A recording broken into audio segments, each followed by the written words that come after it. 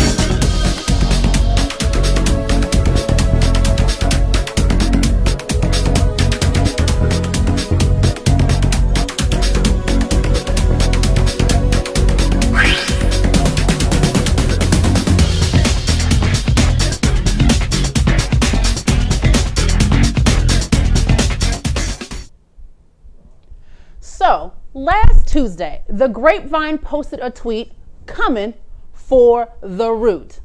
Here's a picture of the screenshot and the tweet right here. So, the tweet, which features a screen capture of a clip of its show being shown in a video hosted on the Root's YouTube channel.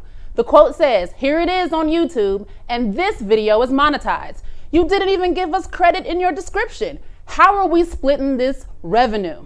For those who don't know, the Grapevine did a full episode on the issue of cultural appropriation as it relates to the music artist Bruno Mars. This episode went viral as a direct result of the Grapevine's decision to pull a 2-minute hot take clip from its own episode, which featured a very controversial but firm position from one of its panel members. That clip went viral, and as a result, it ushered in a national, and by national I mean mainstream, discussion on this topic, making the issue of Bruno Mars and cultural appropriation headline news covered by a number of media outlets. So, The Root, which is a digital news media outlet, decided to cover the news story as well, which leads me back to the Grapevine's tweet. The Grapevine accused The Root of doing 4 things. 1, not asking for permission to use this video clip. 2, not paying them for use of the clip. 3, complaining of removal of their watermark. And lastly, not crediting the Grapevine in the description area of The Root's YouTube video. All right, let's start with the case for the plaintiff, GrapevineTV. Here's the deal, Grapevine. You cut the clip, okay? You made the clip and you made this topic news. And you enjoyed that coverage, yes? Of course you did, because it made your clip go viral and significantly increased the views on the full episode, and you got interviews to highlight your organization and increase your likes, your subscribes, and your follows, which is precisely the effect that you wanted. Kudos. Nevertheless, remember that it is you who made your clip and the topic national news. The key word here is news, which leads me to one of my favorite subjects in the law, the doctrine of fair use. Fair use is a doctrine that allows for brief excerpts of copyright material to be lifted verbatim for purposes such as criticism, commentary, and news reporting without the need for permission from or payment to the copyright holder. Let me repeat that. Fair use is a well-established body of law that's been around since forever that allows news outlets to lift copyright material of someone else verbatim for things like criticism, commentary, and reporting on news without having to ask you for permission or pay you for a darn thing. Now, I hear some of y'all saying, well, Huffington Post and Teen Vogue asked for permission. Why didn't The Root? Well, hate to break the news to you, but they did it as a professional courtesy because they know that novices in the area of journalism, such as yourself, might not understand this area of law, and getting your permission in writing is easier road than having to deal with frivolous legal claims and Twitter dragging after the fact. But at the end of the day, legally, they didn't ask for your permission to use this clip to report the news. Now, they did have to give you credit, though, for the clip, but not for legal reasons, but rather to abide by an ethics rule in journalism, which is the avoidance of plagiarism. But let's be real clear, attribution, which is the act of citing the source of material, isn't a legal issue, and that is also well established in the law. It's simply an ethical issue.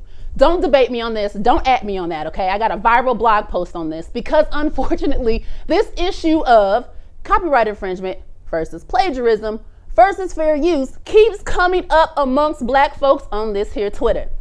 All this now, though, leads me to discuss the case of the defendant, The Root. Now, The Root, as a news media outlet, it has the right to report news and use clips, such as the one the Grapevine cut, and distribute it itself to report that news. And despite what facts the Grapevine has said in connection with The Root's use of this clip, that is exactly what The Root did. Here's what actually occurred. The Root did an approximately 3-minute news report providing its own commentary and criticism on the issue of Bruno Mars and cultural appropriation. It told a full story and gave a full analysis and alternative positions on this issue involving the conversations of those who garnered national attention. And since the Grapevine was a part of the conversation, it used a mere 10 seconds of the Grapevine clip. Why don't you run this clip so you can show everybody what it is?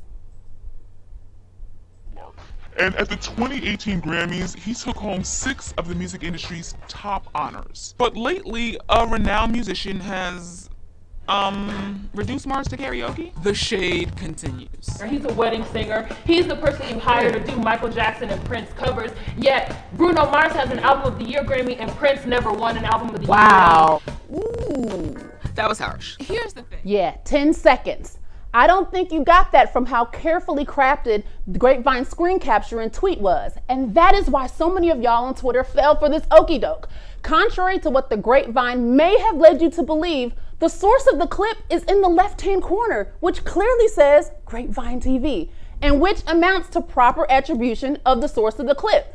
There was no need to list the Grapevine in the description of the Roots video, because heck, the clip wasn't even the full focus of the video. The clip was an incredibly brief excerpt used to showcase the shade that was being thrown Bruno Mars's way, which is what made folks make this news. Matter of fact, if you actually take time to watch the entire video for The Root, you'll see that every single video clip used by The Roots credits the source of that video content, including the Grapevine.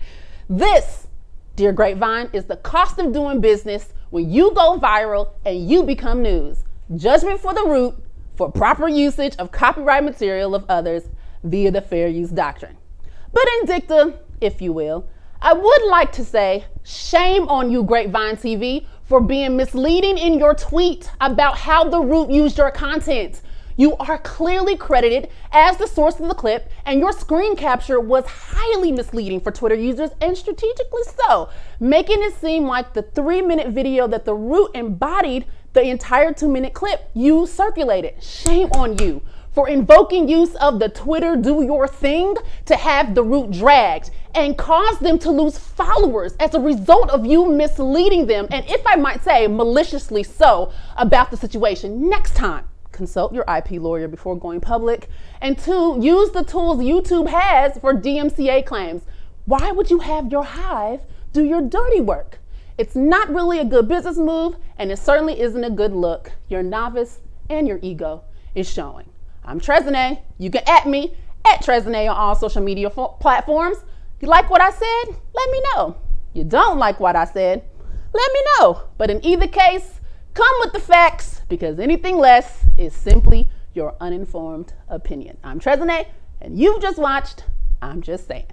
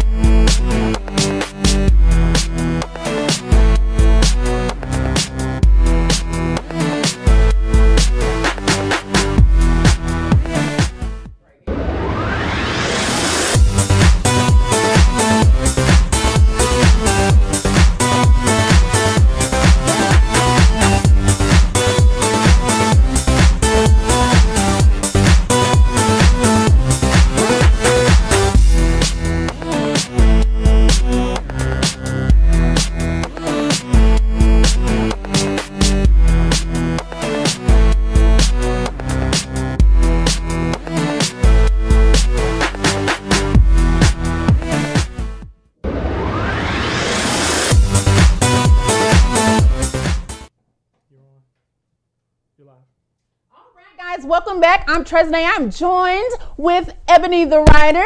Say hello to everybody. Hello, everyone. For those who don't know, Ebony the Writer is a dope and legitimate journalist. She's been an editor for one of the oldest African American newspapers in the nation. Yes, yes, she's an amazing writer. She knows her stuff. I try to know myself as best I can. As best you can. Well, I think you do an amazing job. Thank you. So what do you think about this story between the Grapevine and The Root? What are your thoughts? Yes. So first of all, excellent commentary just now. And I thank you for breaking that down for us. Because honestly, when I first saw the Grapevine's tweet and when it came to my attention, I was admittedly a bit agitated because as a content creator of color, and you would know this yourself, sometimes, a lot of times, the bigger guys will, you know, pilfer things from smaller organizations and then use it for their own, you know, selfish use. Yes, absolutely. Not attributing where they got it from. And all those sorts of things. So it is a grave issue. So when I first saw it, I was admittedly agitated. Your commentary further explained to me what went wrong on the side of the Grapevine. I do agree that them misinterpreting the situation and putting it out there, okay, Twitter, do your thing, was problematic. Because then what happens is you have all these people who are a lot less informed, but they want to hop on the bandwagon argument thing that will go crazy and turn this into something that it is not supposed to be. I was shocked at just how many tweets came in, you know, replying and mentioning like, what, they did that, why would they do that? And people tagging The Root saying, why aren't you saying something? You ain't ish, your journalistic integrity is trash. I saw people saying, I'm unfollowing you, The Root. And I was like, wait. Yeah. And I think what happens is that there's this mob mentality when it comes to social media. Instead of people adequately breaking down the facts and doing this research and their homework on their own, it's like, okay, let's hop on this bandwagon, and then it turns into this whole, like, excuse my language, but clusterfuck. What it made me think of is there was a young lady, and I wish I could remember her Twitter handle, but she accused a mainstream outlet of stealing a pitch that she had pitched them. Oh my gosh. Stealing that story and then having someone else basically write something that she had pitched them months ago that they did not credit her for or hire her to write. When you further went through it, she was a black female writer, and a lot of times people were like, oh my gosh, that's so wrong, why would they do that to you? But then when the receipts started coming out, you found out that this young lady was completely incorrect. She pitched a certain story. It was a very broad topic. I want to say it was like sexual harassment or something of that sort. Very broad topic. And her pitch was nowhere near what the actual story came out to be. I think I remember they were under the same topic, but and it was completely ridiculous. But by her hopping on Twitter, do your thing, they hopped in the mentions and turned this into this big ugly thing that it didn't have to be. I need hashtag Twitter do your thing to disappear. Completely. Honestly, because at some points it makes absolute sense, and we do need Twitter to do its thing. Sometimes you need people to get on these social media platforms and call a thing, to quote Iyanla. I was watching Iyanla last night, so that's all in my spirit. But call a thing. And there are other times, though, where that is extremely problematic, because stealing from content creators of color is a huge problem. Yes, it is. Statistically, people of color are the first adopters of new technology. Yes. We make social media what it is. Vine wouldn't be, what it was. Right. It would not would not have been if it wasn't for content creators of color. A lot of these platforms, I'm not, going to throw The Root into this, pot, but a lot of these platforms that, purport themselves to be platforms for black people using the black voice, they're just stealing from black people, repackaging the shit and then selling it back to us like this is cool. Somebody that's a lot less discerning of the eye will think, okay, yeah, this is legitimate, when all they're doing is stealing from content creators of color. It's a real issue and it needs to be dealt with, but the Grapevine was just really, really off base. Yeah, you're absolutely right. It is an issue. I remember several years ago, Gawker was a huge stealer from people of color. And the blog post that I actually referenced in the segment was in relation to something like that, where the Gawker took something of Awesomely Lovey, right? And it was a huge thing. And Gawker was always being accused of going in black people's tweets, finding content, and then lifting it. And and that that is a huge issue, and it is across every industry. It's not just journalism or writing. It is in every single industry. I think I just did a story on Prime News about a black tech company. Literally, a big white one came, stole their invention, and it happens all the time to people of color all the time. And it is usually because we're creating, they know all the law, they know all the technical stuff, and they have access to more resources. And that's an excellent point that you brought up about having your affairs in order, understanding the business is extremely important, because being creative is one thing, and that's important. We need creators of color, but at the same time, we need business people. We need people with the acumen to know, like, how do I do this and protect myself? How do I copyright things? A big argument a long time ago was the word fleek. It was popularized by, a young black girl. Now it's turned into God knows what. Did she get any bit of that? Absolutely not. No. I was at work the other day and I saw a paperweight sitting on this woman's desk that said, "Ain't nobody got time for that." Literally looks like something you would buy from Home Goods or TJ Maxx. Oh my God. Do you think a girl got a dime from that? Absolutely not. No. Absolutely not. So we're creating, we popularize these things, we make it what it is, we make it pop. And we do not do the things that we need to do so that we can have the legitimate proof that we own it, and the legitimate proof to say that we are entitled to some type of money or revenue from it. I mean, it's happening even with Feminista Jones right now. Her "You Okay Sis" hashtag. I think I saw another black creator, Black Girls Are Magic, and another hashtag that she created where, they were bantering on Twitter, like, I'm trying to solve this issue of people taking what I've created, and I just want to reach out to them and say, you don't get any legal protection from creating a hashtag. You don't get any. You have to actually put it on something. You have to use it to show that it is a source of a product or a service. And you need to file paperwork showing when you first use it, and then you can prevent other people from using it. And it just happens over and over again. So I just wish people would just understand how it works, so that when you do have a legit problem and the actual legit methods aren't working, then you could call your hive in to help you out. So I want Twitter to do its thing and teach people about intellectual property. We have Trezene. She's getting people together. We need more of those conversations taking place, honestly, because I think it's beautiful that we have all these creators of color stepping forward, having these important conversations, creating really good and solid content. I think that's a beautiful thing, but at the same time, we need to make it make sense. I agree with you 100%. I wonder if we have any comments at all. Let me see. Let's see. I am not seeing any on the Facebook just yet. But something that I did want to say is that they also called out the producer of the video. Yes, they did. I don't know if she goes by Felicia or Felicia, but she works for The Root. So then Grapevine called her out as well. Okay, I want you to know that the video you produce is using stolen content. So then they're sending, the Twitter hives to go after this young lady who's just doing her job. The Root still has not responded. And they shouldn't. At this point, they have not responded. I'm so glad that they did it. The video is still up on YouTube.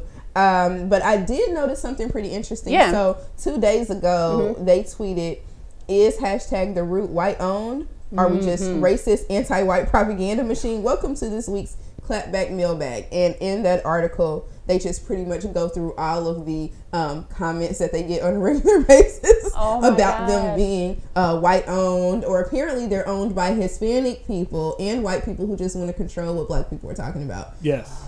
So that's the thing that's out now. We can thank Dr. Boyce Watkins for, perpetuating that conversation. I think there is a conversation that needs to be had about how much control black people have of the content that they're creating and the platforms that it's being placed on.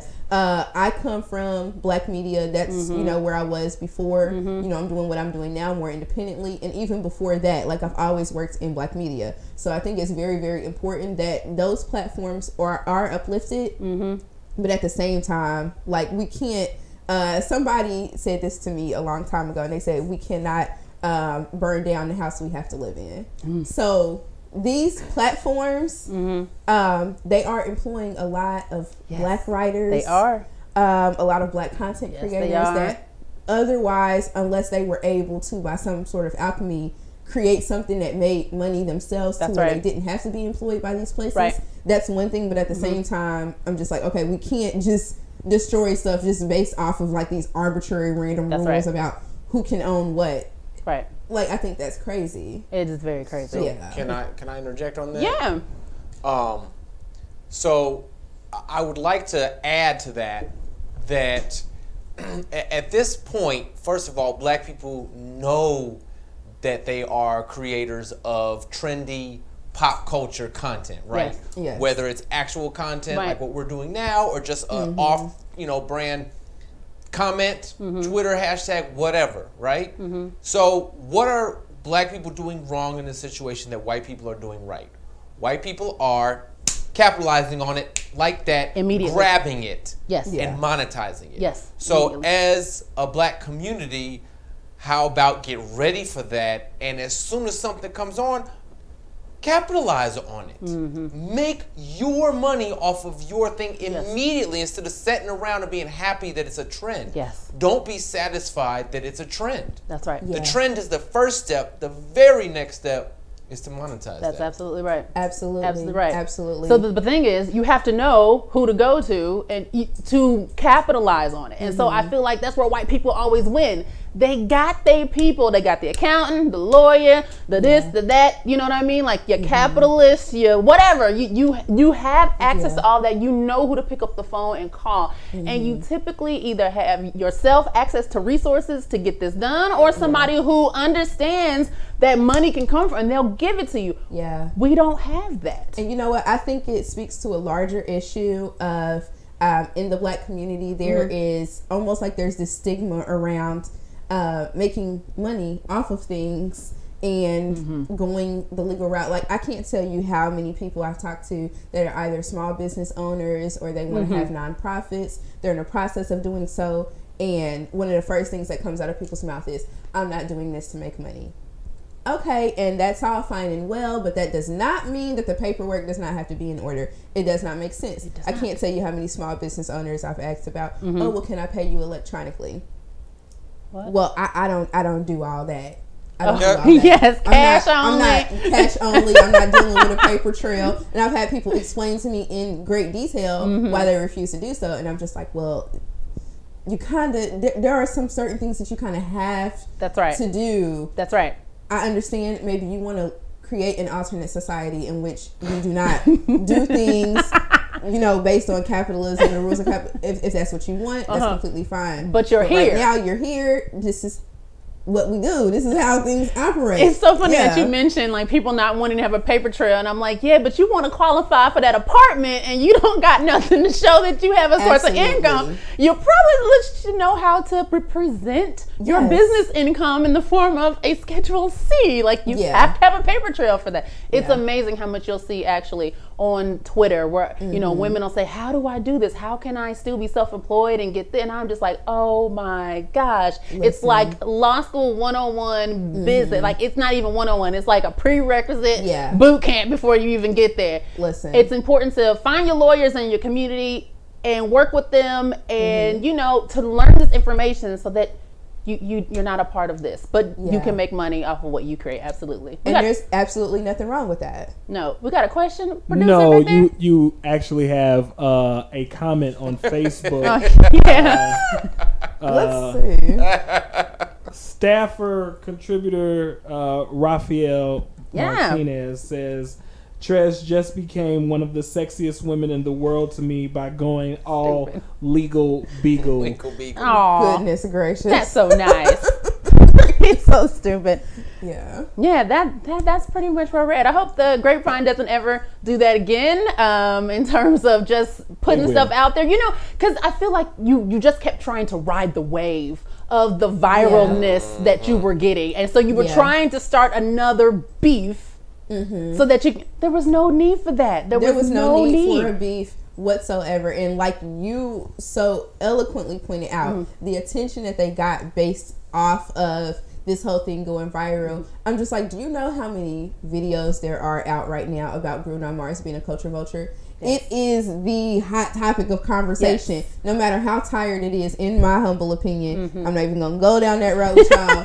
But the conversation is at this point is getting played. But I mean, it blew up. It turned into this whole ordeal. So I think instead of the whole clapback culture, people really need to just be focused on doing excellent work. It's like, let's focus on doing excellent work. How can we maximize this, you know, for ourselves in a positive way and take it even further, take it another step further. But it turned into this whole thing that it didn't have to be. It didn't have to be at all. I think they even had a tweet where they're like, hey, this went viral. Can we make our next episode go viral? And I'm like, yeah, focus on your next episode. Yeah. And, you know, you got new followers, you got new subscribers. I'm sure that you did. And roll with that. Yes. And then when the next one is hot, the next one is hot. Do the work. And do the work. The work. I think that's a good place to end this segment.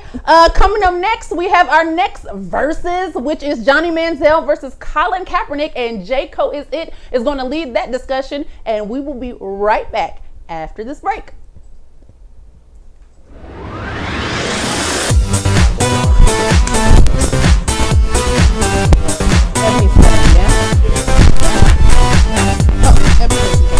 Okay, you said how many seconds?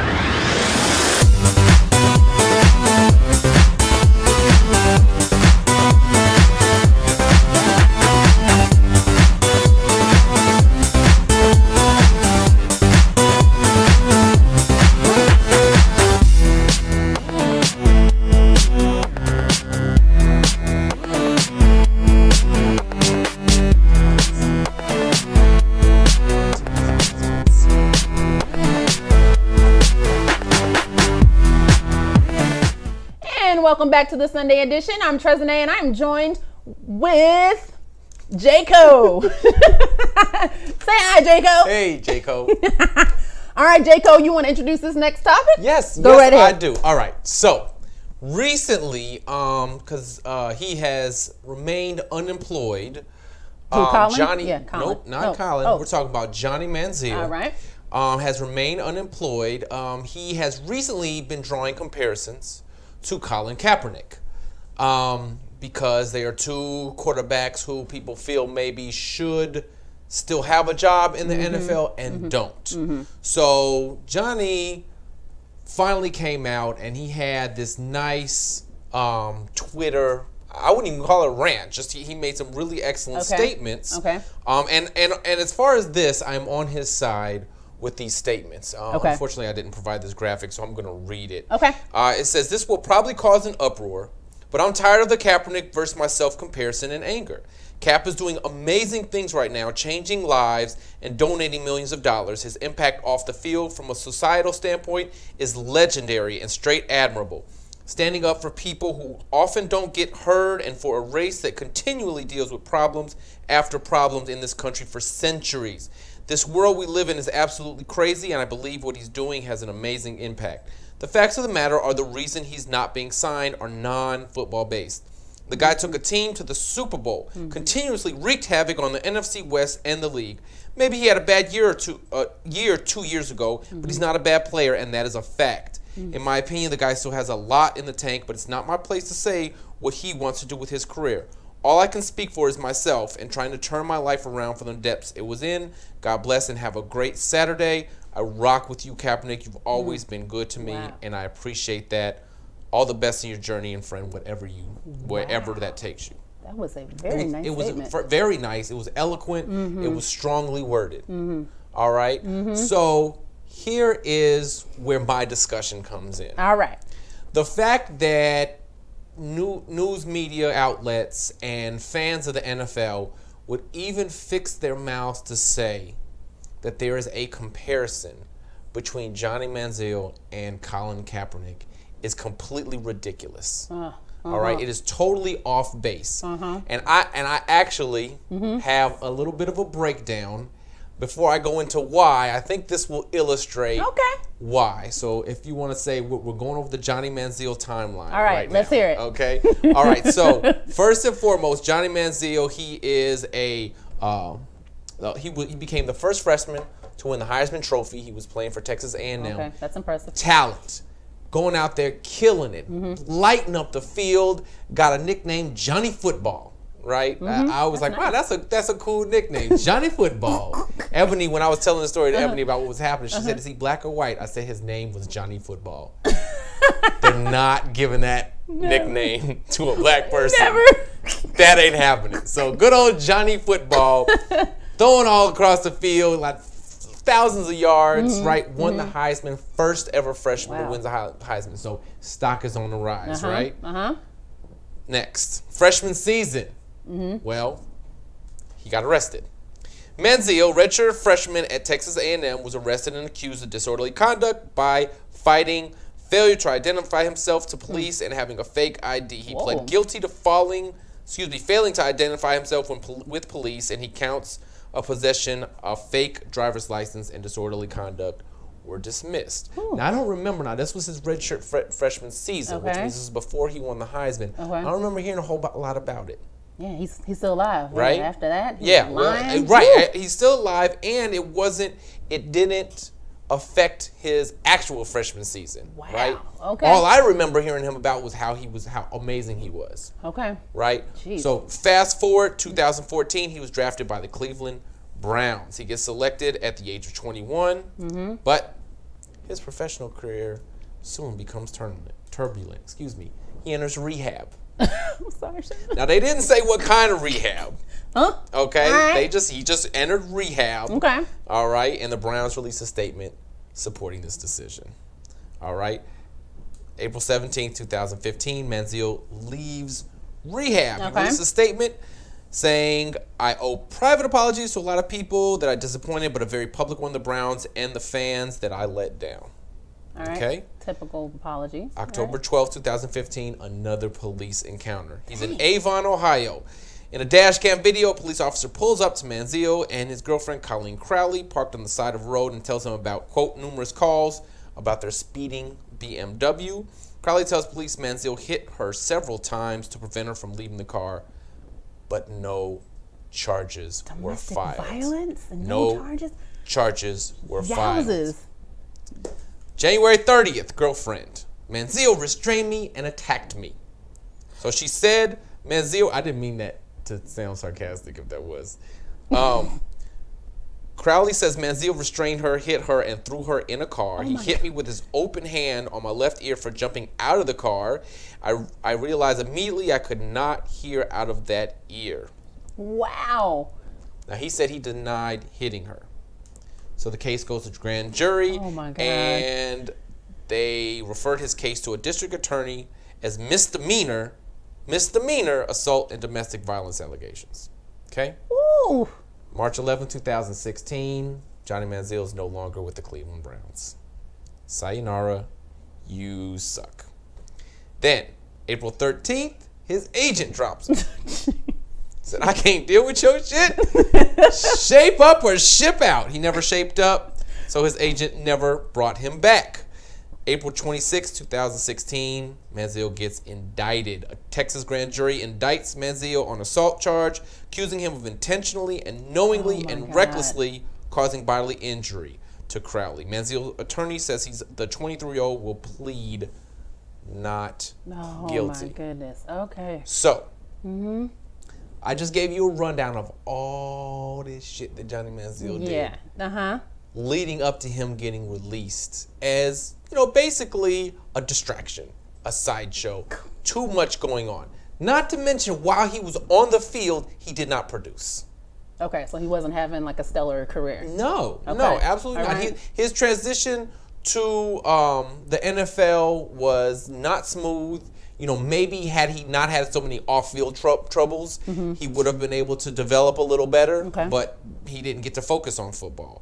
So, now the Revolution wanted me to go over a timeline. He suggested, hey, do a timeline for Colin Kaepernick. Okay. I just want you to go to this next slide. August 26, 2016, Colin Kaepernick sits during the national anthem. The 49ers did defend him. There's nothing else to talk about in this. Because that's all that he did. I feel like he was born. Like I could go he got drafted. He did well. Right. He took a knee. Made it to the Super Bowl. Took a knee. Bada bing, bada boom. He does not have a job. All right. So you can tell me, where is the comparison between these two coming from? Now, Kaepernick, you can say what you want to about him. He has statistics. Statistically, he is better than I think about 90% of the football players that got drafted as backup or even starting. Signed as backup or even starting quarterbacks on teams that needed a quarterback. Okay. So, as a white person, you could completely trash your image. Yes. You can drink, you can be reckless, you can go out and assault people, you can be belligerent to cops. Let's talk about that real quick. Yes. Johnny Manziel shows that he can do exactly the opposite of what Kaepernick is protesting. Yes. And it wasn't that he was even just being belligerent in some of those pullovers or traffic stops. He was falsely identifying himself. Yes. You were giving a false identity to the police. It's like, hey, I'm Johnny Basketball. Nice to meet you. I play for Texas University. They'll never know. They'll never know.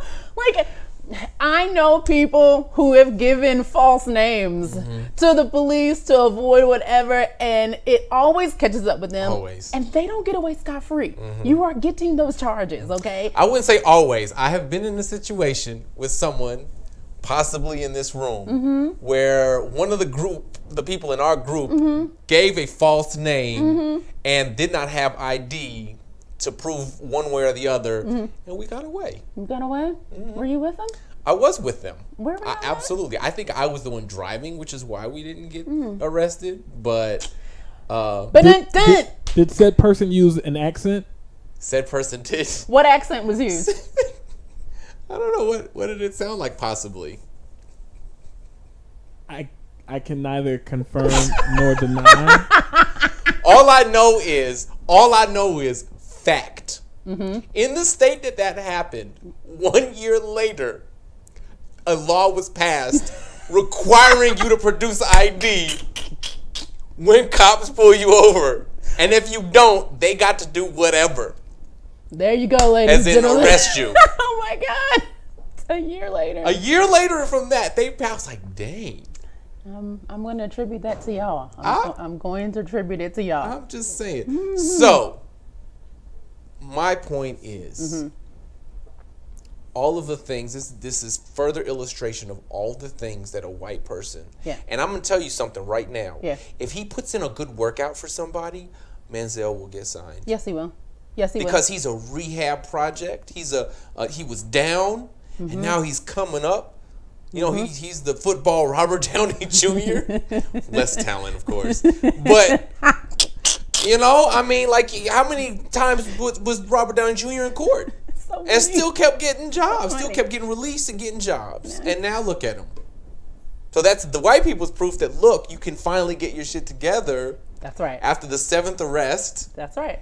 And be a productive member of the Marvel community. That's right. It reminds me of two things, this situation. One is that when it comes to, and this is in any arena, when it comes to white people, if you make a mistake, it is a part of the learning process. It is a part of the learning curve, and people will cape and cover and excuse and say, oh, he's just a boy. We hear that a lot when it comes, you know, for a lot of gun shootings or whatever. He's just a boy, or he's learning, he's still new, he's still wet behind the ears. And it's a part of the grooming, mentoring, and hoping that they turn out okay. Black people, Latino people, not afforded that at all. You see that in the workplace. Like, listen, if you make an error, it is default the presumption that you are inferior. Yeah. It is default the presumption I knew they'd be trouble. It's default position you shouldn't be here. Black people come into a situation they don't start with 2 strikes. No. They actually have already struck out. Yeah. So they've already caused an out. Already. When they come into the situation. So I'm like, they're coming like, you've already been a liability. But how? I just got here. That's how black people are treated in workspaces and social situations. That is right.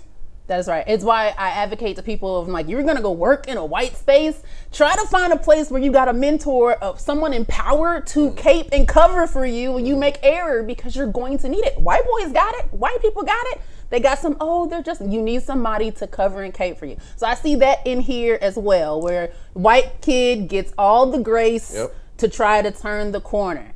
I also see the effect, of course, of politics, right? I forget who I was having this conversation with. It might have been the Revolution, where we had this issue of a personal problem versus Colin Kaepernick introducing politics in an arena where white people already feel like you've got an advantage. Don't bring that issue here. You should be grateful that us white people watching, this is our sport, and we've allowed your Negro butt to be on the field, entertaining us, because that is your job, to entertain us.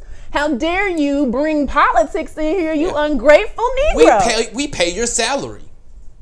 Well, let me be very clear in that. Let's really talk about Colin Kaepernick, right? Yes. Yeah. You have to be very mindful that they are especially offended with Colin. Okay. One, like Colin, you're half white. Yeah. They love playing the half white card when it benefits them. Yes, absolutely. Right. Yes. So one, Colin, you're half white. Why? Right. Then the other one is, Colin, you were raised white. Like, where are you getting this from? So if you were raised white, you were raised right. Like, what are you talking about? And you're a millionaire, and why would you?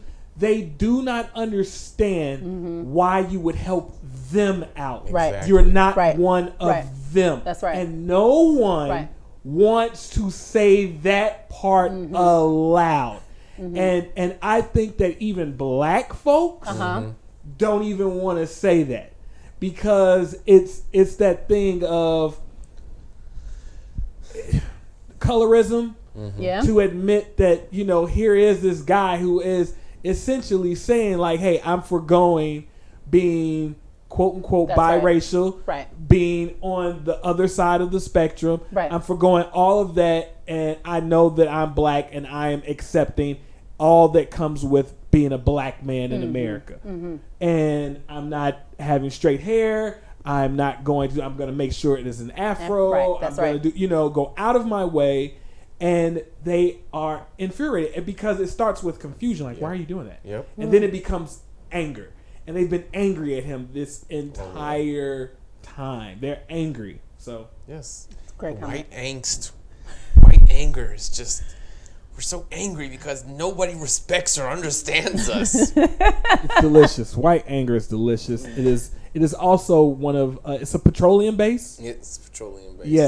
Yes. So it's a petroleum base. You can use it as a fuel. You can use it as a lubricant, personal lubricant, and automotive lubricant. You can lubricate a lot of things. And if treated properly, you can use it as a seasoning. It's a very brackish seasoning. It's a very salty, very disgusting, very salty, very brackish. Disgusting. Oh my God!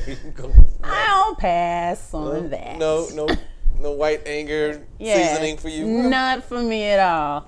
Zero zilch. I was trying to taste if I had any in my mouth, like naturally, but no.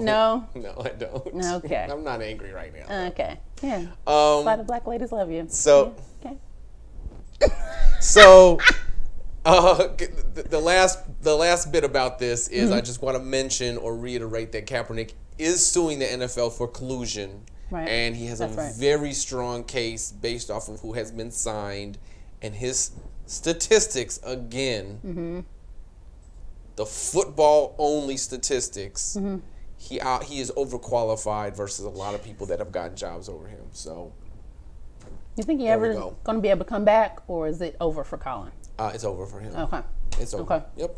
All right. All right. Well, I think that's a good place to wrap up. Thank you so much, J. Cole. Absolutely. And I think coming up next, we will have the next verses, the Black people versus Killer Mike versus the NRA. Yes, I think Ebony's coming back. Yeah, Ebony's coming back to Yeah, that. well, so no one loaded the video.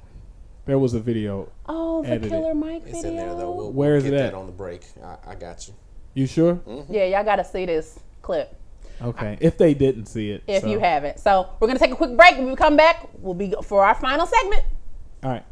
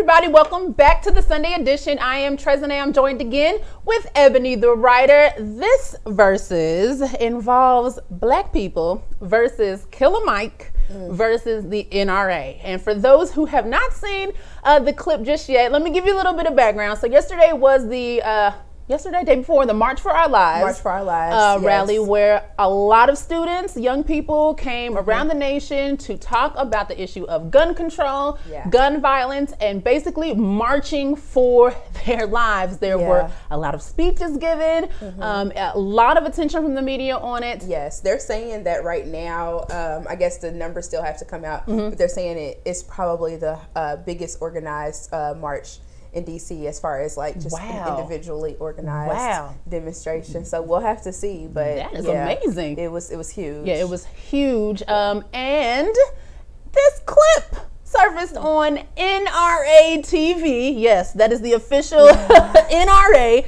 their TV, where Killer Mike, a rapper, I don't know his rest of his credentials. Rapper, activist, Second Amendment enthusiast, also marijuana enthusiast, all those good things. Yeah, he did an interview with the NRA on NRA TV. On NRA TV, yes. And it was kind of long, but we do have a clip for y'all to see. Check this out real quick.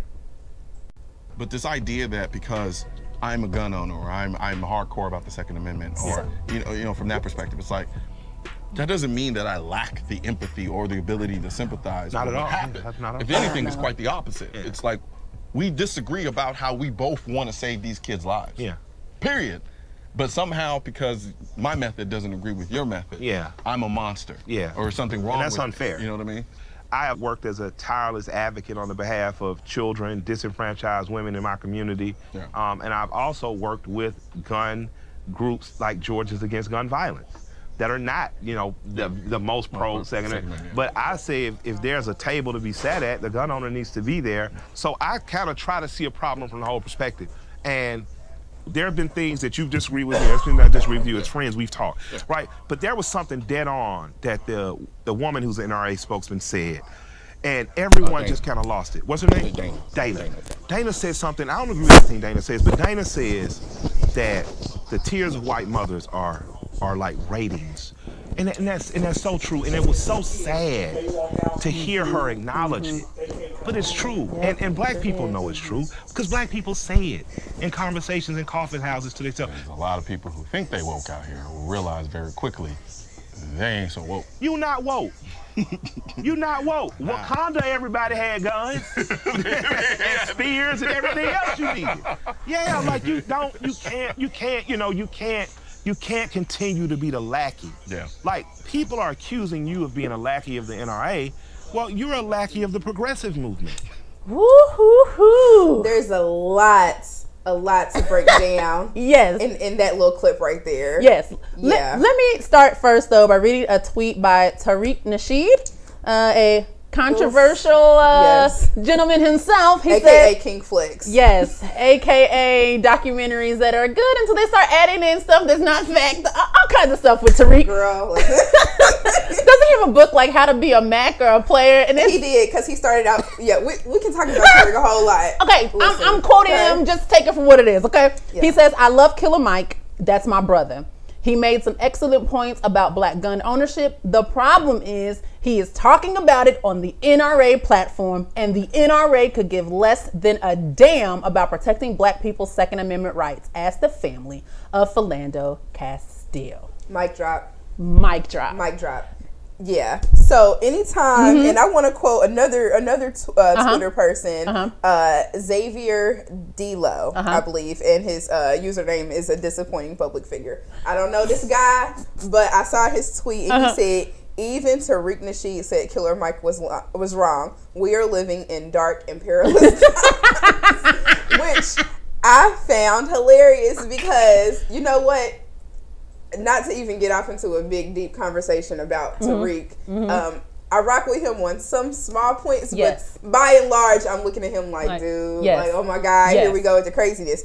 So even for him to come out and say, okay, look, Killer Mike, you were, dead ass wrong. Yeah, it's saying a lot. Yes, saying a lot. Yeah, there are so many issues with this. Yeah, this whole my first one was, why are you doing this on the NRA's platform? That was my biggest one. Just, as Tariq said, I felt that this should have been something that you could have done on any other platform. That was black owned, black supported. It should not have been done on this platform. And for the reason, a reason that Tariq gave, like they didn't come out quickly, if you will, to speak on behalf of Philando Castile. They did come out a year later with a statement on that issue, but it didn't come out quickly. And even in the statement, they were pretty hesitant on, saying, hey, we're going to still wait for the facts to come out before we render a, an opinion or on this topic. But, choose your platform wisely and not allow yourself to be used by white people when it is convenient for them to use you. And so I kind of felt like that with Killer Mike. Like, you got to be careful when you go into white spaces to speak on an issue that that they support because they're just using you as a token. Exactly. And that's how I felt immediately upon watching this. Yeah, I thought it was a huge problem. And even the interviewer, he is a black man. There are so many issues with it because it's framed to be this certain way, as if this is the black voice. The NRA endorses, a black voice speaking out about gun ownership, and it's complete bullshit. So I wanted to point out another tweet. So Joyanne Reed, you guys know her, television journalist. She said, let me pull it up. She said, Killer Mike co-signing an organization that traffics in threats against the media, including black women, that ignored Philando Castile and that pushes gun sales through black and brown scare videos is his choice. It's also proof the NRA knows that the teenagers are beating them. So to follow up that, Killer Mike has really backtracked a lot of his comments. He's hopped on Twitter to backtrack, a lot of things, basically to clean it up. Oh, I was just doing an interview is what he said. Joy, I did an interview. That's no more a cosign than me doing your show. That org used my words to Black America to inflame organizers of this worthy march meaning the March for Our Lives, but I ain't their rep. I'm just a black guy who is pro 2A and told others to be. Also, it was a week old. Love and respect. So that speaks specifically to your point, because this interview came out on March 22nd. The March for Our Lives was on March 24th. That's right. So the timing of it was very, very odd. But it goes back to that protecting your voice. So he has a right to believe whatever it is he wants to believe as an individual. He has a right under the Second Amendment to own a handgun if he wants to, or whatever other type of gun if he wants to. But where it comes into an issue is when he tries to say, oh, I'm just speaking up for black people and I hopped on this platform, you know, I was just, you know, trying to speak up for black people. When in reality, it's like, no, you should have really thought very, very carefully about what it is that you were doing. NRA TV, like, there's nothing that you can tell me to make that right. Nothing. Not a damn thing. There's nothing that you can tell me to make that right. You could have done it on your own social media platform and gone live. It still would have got retweets, likes, shares, and views. Everywhere. There was a Twitter user named Darling Ebony who said, Killer Mike clearly has not studied NRA history. When the Black Panthers were defending themselves against police brutality, which was and is tyrannical government and the very thing that the Second Amendment was meant for, the NRA supported gun control in the form of the Mulford Act. The Mulford Act was a law passed in California that repealed allowing the public to carry loaded firearms. Wow. Yes. Wow. So when I read that, I'm like, yes, yes. Why were you on a platform that actually supported gun control for once when it came to black people? Yeah, so many problems. Another thing that I find very, very interesting is that the interview was sponsored by Mossberg, which is a gun maker. So, bullshit again. It was an advertisement. Over and over and over again. Like I said before, there's absolutely nothing that you can tell me to make this right. See, everybody's so anxious to make their point, right? And to be heard. Like he said in the interview, you know, if my kids had walked out on, you know, this day, they wouldn't allow back in the house. I told them that, right? So, you know, you feel strongly about this. That's fine. You already have a platform. You are a celebrity.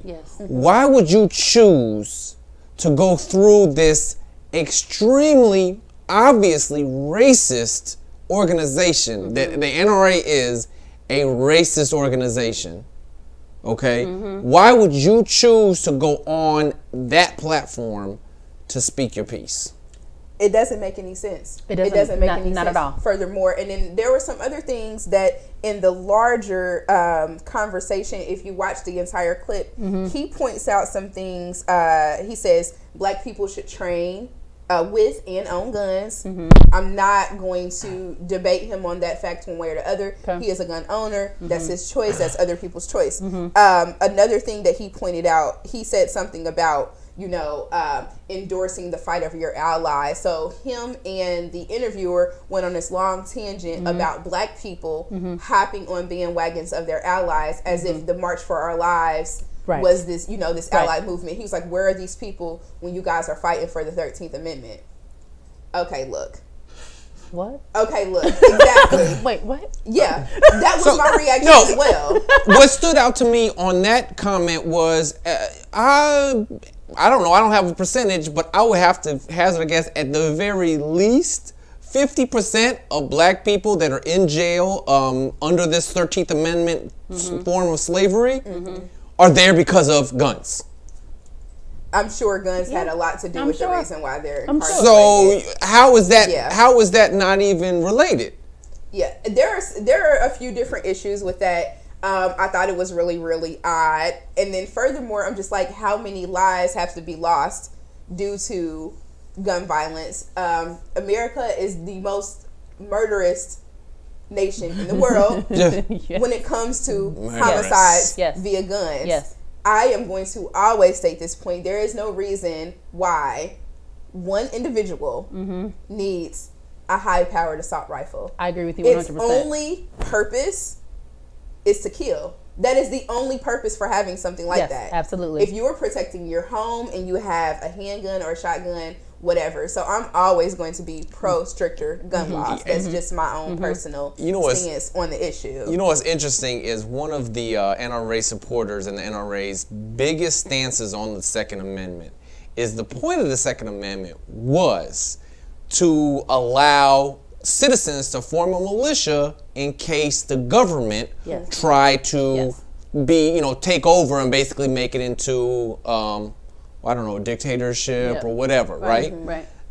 These are the same people that would praise Trump and conservatives for putting more tax dollars into the military. Yes. We have the strongest military in the world. There is no militia formed in this country, no matter what the weapons are that you have, that is going to defeat the American military. Not going Nothing to at all. So I think that's the wrong way of going about it. Well, I have an automatic weapon, so the government ain't gonna take my land. Oh yes, they and by are. force. And by force. That's right. And if you think as a black person or a brown person in this country that your ass is about to get away with that, you got another thing coming. You not. So on every end, I'm not understanding Killer Mike's his thought process by taking this interview and thinking that it was going to be okay. Like, what did you think was going to happen? I don't know, by doing because at the end of the day, if you do get gun control, it's going to come towards us. Absolutely. And we're always going to be at the other end of a gun. Like, you know what I mean? Like, it's us who we're being killed. So I don't understand where he's going with this. I do wonder, are there other organizations out there that are primarily fueled by black people in support of the Second Amendment? Where are they? There are some. I can't think of the name of the organization right now, but it's a grassroots organization. And honestly, I think that it would be very, very not wise for a person of color to start an organization such as that. I could see a lot of no-fly, you being on a no-fly list, feds or checking your Facebooks and Twitters and everything else. Dang. The rule does not apply across the board. It's one of those rules that do not apply across the board. Black and brown people organizing and deciding, okay, we're going to get together with our guns and start an organization. The shit would be shut down immediately. Dang. So look, I mean, he can feel how he wants to feel. The interview was in poor taste. I'm not buying any of his follow-up to try to clean it up. There's a lot of issues with it, and all it did was inflame the voices of those that are very violent towards black and brown people. So you said it before, you have to, watch what you lend your voice and your energy to. Yeah, that's completely frivolous in my opinion. Any other thoughts and comments in the room? The funny thing to me is I've always said this about people with home gun ownership and hunting, right? I've known many a person that owned guns and someone broke into their home and you were killed. Or you had a gun in your car and you were killed. A firearm does not create a protective bubble around you. A false sense. When people say it's for my protection, it does not protect you. It's who can get to it first. Exactly. And then as far as hunting goes, what do you think people were using for a millennia plus before gunpowder was created? Bows and arrows. They were using before the bow. Spears. You know what I mean? Rocks. Rocks, like that. Our bare hands. Oh my God, no. Before it's an excuse to own a gun. Like I don't know if you've even read that story, Tresnay, on Prime News about the guy who shot the young black woman in a fit of road rage, just exiting, trying to get on the on-ramp. Yeah.